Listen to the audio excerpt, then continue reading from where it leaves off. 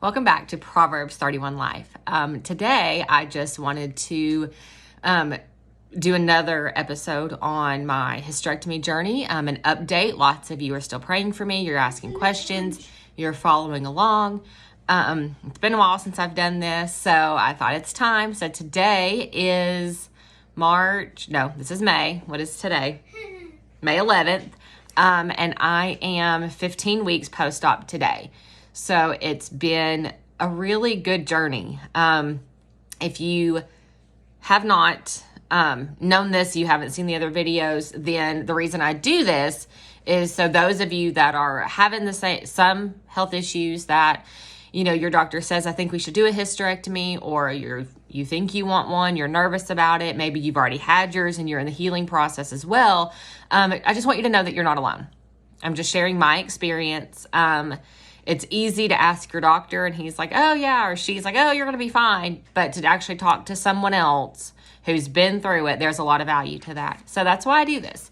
I don't do this every week. So this is just kind of, hit and miss here and there. So that's okay. So 15 weeks post-op today. So let's do a little backstory if you are new to this and you don't know what I'm talking about. In January, I think it was the 24th or the 26th, for some reason I can never remember the date without looking at it, I went in and had a full hysterectomy done. So everything was removed, including my ovaries. So yes, I am in surgical menopause.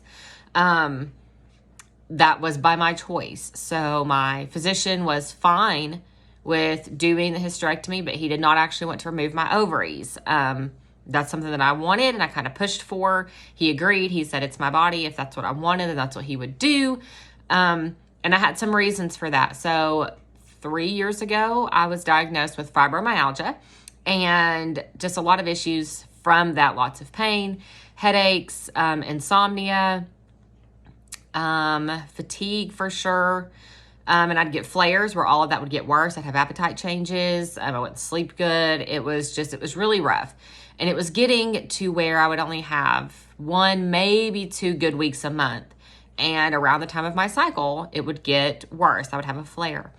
Some of my flares would be like coming into my cycles, like the week before, the week of, and sometimes the whole week after. So I'm down to 1 week a month of feeling okay. But I never had any energy. I never wanted to do anything. It was a struggle. I wasn't sleeping good, which made me more tired. Insomnia is just part of fibro. No energy, it's part of fibro. You're in pain. Simple things like taking a shower can make you feel exhausted. So that's what fibro is. I was on pain medicine, not a strong pain medicine, just a good anti-inflammatory every day. Before I went to bed, I would have to take 2 of them to not have pain and to be able to sleep. It didn't make me sleep, but it eased the pain so I could sleep, if that makes sense. So connecting all this, and then last year in July, I was diagnosed with polycystic ovarian syndrome. This is something that I was pretty sure that I had. I just no one would diagnose me for it because I'm not overweight and I didn't have acne, but I had all the other markers. I had irregular cycles. I had too many follicles on my ovaries. My hair falls out. So there was lots of things, but it wouldn't be diagnosed. My testosterone levels were too high and they were outside of the normal range, which normal is a range. My normal might not be your normal. It might not be optimal. So that's kind of neither here nor there, but they do have to have some sort of thing to look at. So they look at your testosterone, and mine was higher than normal, which is an indication of PCOS. Okay, let's look at this. Don't forget to drop. So this says circle the word, which shows the correct way to add a suffix to the root word, okay? Making paved is paved, not paving. So you have to drop that E, remember? Writing, yep, piling, the same. So fix paved and piling first. So all of that, it really hindered my life. It hindered my homeschooling, my energy, being down with migraines, personal things with my husband, so it really affects everything. And we were fine, but if I didn't have to feel this way, then let's do something so I don't feel this way. So I began pursuing the option of a hysterectomy. I talked to my provider at my OBGYN, and I talked to my primary care doctor who handled my fibro and my migraines. So talked to them both for a general medicine and an OBGYN point of view, a female point of view, all of that. And they agreed this could be a good option. So my provider at my OB office was not, it's technically a GYN, I guess, I wasn't pregnant, could not do it because she is an NP. So I had to see the physician who was not my primary care. And so I'm coming to him as a 29-year-old seeking a full hysterectomy. He thought I was crazy. So I told him my thought process, why I wanted it. He didn't want to take the ovaries. But with all of the things getting worse around my cycle, I really wanted my ovaries gone. If we can get my hormones to 0. And then even if I have to take some sort of hormone replacement therapy, then they know exactly what my hormones are. My hormones are staying steady. I was having pretty severe hormone swings. Not necessarily mood changes, but just my hormones would change. And it was just tough. So we decided, let's take it out. Like, I want everything out. So he did. So I'm 15 weeks post-op from that. So what has happened? Recovery's been pretty good. My surgery was 8 o'clock in the morning. I was discharged at 7:45 that same night and at home. So it was pretty much an outpatient procedure, which was really nice. I didn't want to have to stay in the hospital, but I would have. I was expecting to stay overnight. And then he said if I didn't have any bleeding and I was okay, I could go home. So he sent me home with some pain management. And I was fine. So we get home late Thursday night.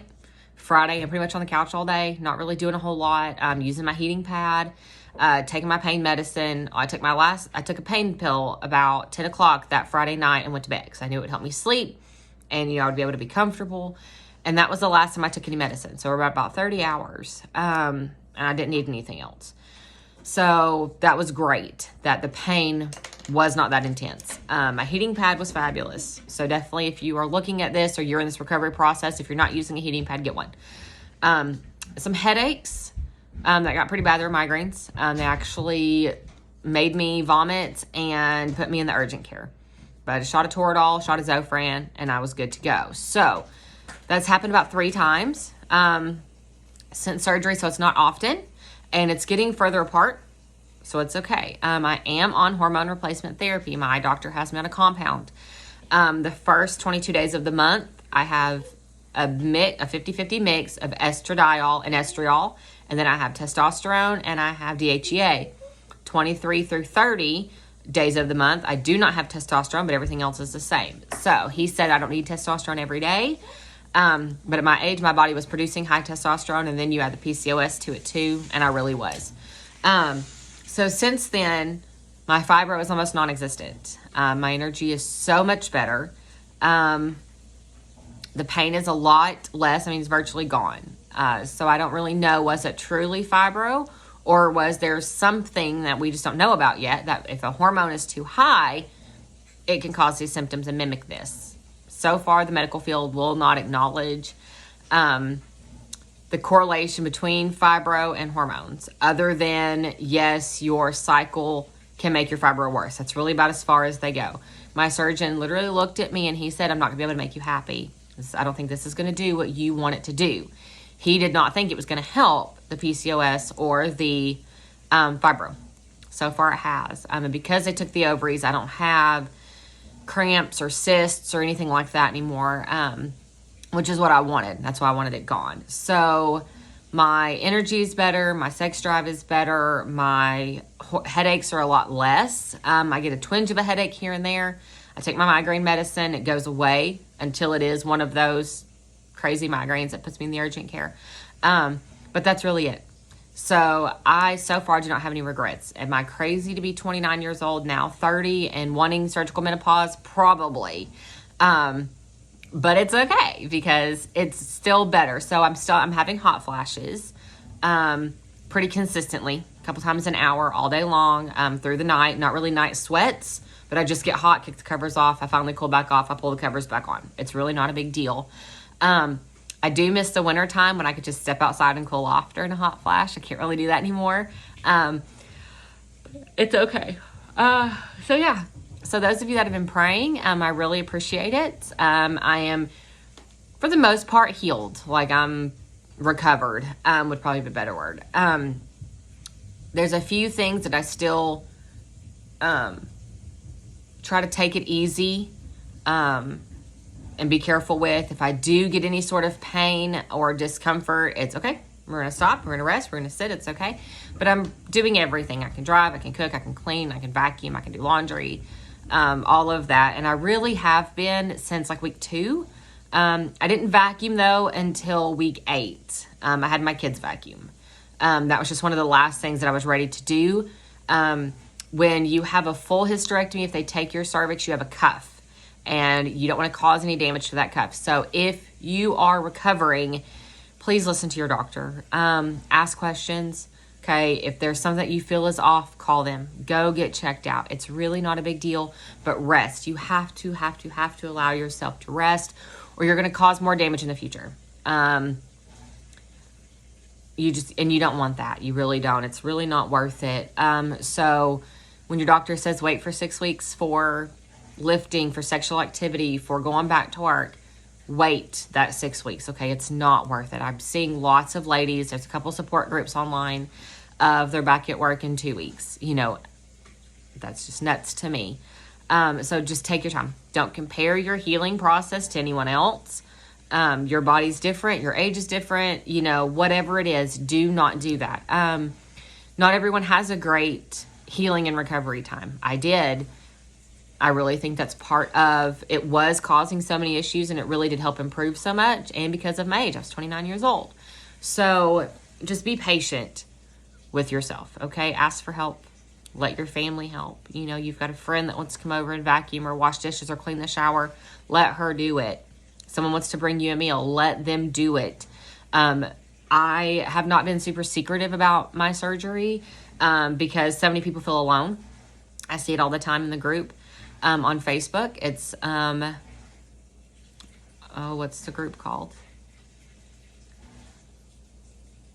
Hysterectomy. I'll have to look. I'll have to link it below. That way you guys can have that support group too. But if you just search on Facebook, like hysterectomy support groups, you'll find them. So find a support group. But I see in their group all the time, ladies that, don't tell anybody. They don't want to talk about it. And then no one's there to help them because no one knows that they really need the help. So I've been pretty open about it. Our church was wonderful and provided meals for the first week for us. So I didn't have to worry about cooking. My husband didn't have to worry about cooking or trying to go pick up something after work. He could have. He would have. It would not have been a big deal, but it was just a blessing that we really appreciated.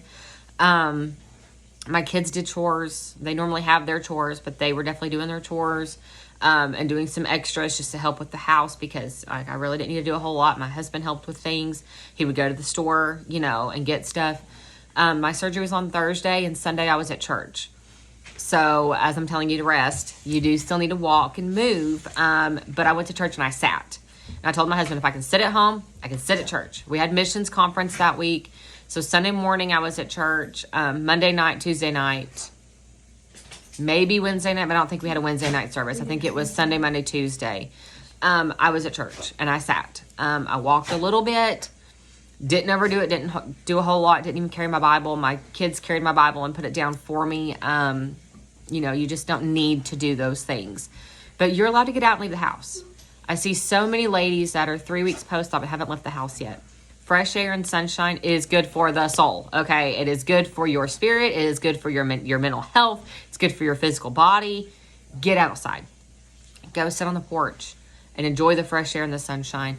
Riding in a car was not painful for me. So if it's not painful for you, go out to dinner. If you just sit in the house and stay on the couch or stay in the bed, you're going to go stir crazy. And it's just not good for your mental health or your physical health either. So do those things. You're not confined for the most part, just to the couch. You're allowed to get up. You need to get up, especially if you're in those first day or two after surgery, all the gas pains, you need to move. So that would be my advice. Listen to your doctor, get a heating pad, allow yourself to move and get out. But don't overdo it. If you start hurting, go sit down. If, there's some activity and there's not a place for you to sit and rest, don't go on a hike. Okay. Simple things like that. your family wants to go out for dinner, or your Sunday school class wants to go out for dinner, or you've got a church activity, you can just go sit, just be, interact with other people if you're feeling up to it. Don't think you have to, but if you're feeling up to it, go for it. You're not, you don't have to just stay on the couch. Don't lift anything. Don't run. Okay. Just be careful, but go get some fresh air and sunshine. It's going to be really good for you. So that is what I would say. That is the advice I have to offer. That is my personal update, my hysterectomy journey at 15 weeks post-op. I think I was week 2 and we started doing some schoolwork again. I just didn't want to get super behind on school and be going into June or July for summer break. So we will be done in about 8 to 10 days, depending on how school goes. So it didn't really affect anything. Go to your post-op appointments. Okay, don't push them off. If you are miserable, if you had everything removed, your ovaries are gone and you are miserable with, maybe you're having severe mood swings, maybe you're having hot flashes, maybe you're having night sweats, maybe you are having headaches, you have no energy, HRT is an option. Okay, hormone replacement therapy, as long as, there's not cancer and things like that, try it. There's natural supplements. There's oils that you can use. There's Estroven is at Walmart. It's at Walgreens. Go get it. Try it. You don't have to be miserable. This does not have to be the rest of your life, okay? So be willing to try those things and give them a chance. Talk to your doctor. Sure, talk to other ladies that have been through this. I did not want hormone replacement therapy. I was being a little stubborn. I didn't want it. Didn't even really want to talk about it. But my first headache that made me sick and landed me in the urgent care was at exactly 3 weeks post-op, and I thought I was going to die. I've had migraines before. This was 10 times worse. I really considered going to the ER because I just didn't know how long I could take the pain. And so I tried to get some sleep. Couldn't really sleep. When I did, sleeping didn't take the headache away. None of my medicine took the headache away, the migraine. And so I knew it was bad. And when I got sick is when my husband said, okay, we're going to the urgent care. Like, you have to do something. It's not getting any better. You can't do this. Did not even feel better after I got sick. It was just compounding. So I talked to my primary care. She's a friend too. So I text her and I was like, okay, this is what's going on. And she said, are you on HRT yet? And I said, no. And she said that this is like a hormone crash. Like, you have to do something or this is going to keep happening. So I started the patch, the estradiol patch, at the lowest dose. I did that for 4 or 5 weeks until I got in to see my surgeon. We talked about HRT. He started me on a compound. But because it takes so long to formulate the compound, I was on the patch an extra week. So I think I was on the patch for 5 weeks waiting to get that compound in. And then at 7 weeks post-op, right when I was transitioning to that compound, it happened again. Things were still new. Your body's still trying to heal. Things are still out of whack. And then I've stayed on the compound every day since then. And it happened again at 13 weeks post-op. So 2 weeks ago today, I was in the urgent care and this happened again. Same thing. Zofran shot, Toradol shot. I came home and slept 3 or 4 or 5 hours. I think it was really like 5 or 6. I slept quite a while. Got up and I was fine. It's just part of it. But it's getting less. It's getting farther between. So I really think the HRT is helping. My body is adjusting and it's okay. So don't be miserable. Look at your options. Do your own research. Look at the natural supplements. Look at the estrogen. Look at the essential oils. Revive essential oils. I think it was Revive. Maybe it was Eden's Garden. Someone just came out with a menopause relief oil. I haven't gotten it yet. But I'm looking at ordering that to have it and just try and see if that helps. So look into these things, okay? Do your research. Be willing to take something if you need it. Don't be miserable. A lot of you are miserable. Your health is in danger, and that's why you're having to have the surgery. So you've already lived in that misery. You did this to not be miserable anymore. Look into the options, okay? All you have to lose is really some time and money. If you buy the Estroven for 2 months, it's like $30. You spend $60, it doesn't work, it doesn't help. You tried. Okay, the essential oil, I think it was like $30. Use it consistently for a month, 2 months. If it doesn't work, okay. But you tried and you might get some relief. You might find something that works. So don't be miserable. So that would be my advice. Have your support system. accept the help, listen to your doctor, don't overdo it, get some fresh air and sunshine, okay? You're not alone. And if you are going through this process or you're looking into getting a hysterectomy, comment below, send me a message, whatever. I'm always available. If you want to send me a message, find me on Instagram at the same name, Proverbs_31life. Send me a message. I'd love to connect with you, pray for you, be a help and encouragement to you, if I can. So that is my story, my journey so far. No issues. Things are fine. I'm really glad I had the surgery. Yes, I have had those headaches that were really bad. But they're not often, they're not every week. And the fibro pain is pretty much gone. My general headaches are a lot better. My energy's better. I feel like my quality of life really is better. So to me, at this phase, it was worth it.